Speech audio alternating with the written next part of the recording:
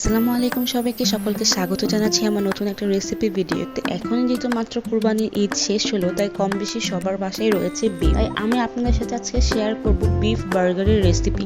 এর জন্য এখানে আমি ফার্স্টে 250 গ্রামেরও একটু বেশি পরিমাণ সলিড পিস পরে নিয়েছি, 3টা পেঁয়াজ, একটা রসুন, বেশ কয়েকটা কাঁচামরিচ। কাঁচামরিচগুলো নেবেন আপনারা আপনাদের ঝালের স্বাদ অনুযায়ী।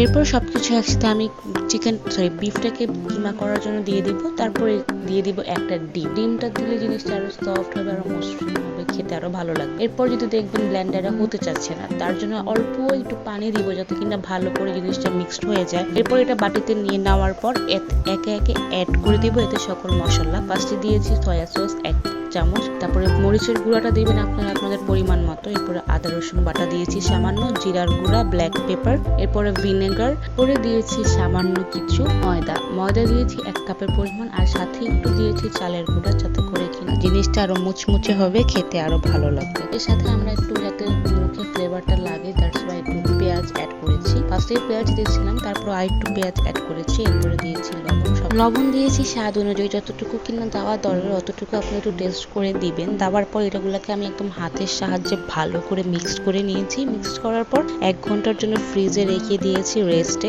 1 ঘন্টার পর এগুলোকে বের করে তেলে খুব সুন্দর করে ভেজে নিয়েছি।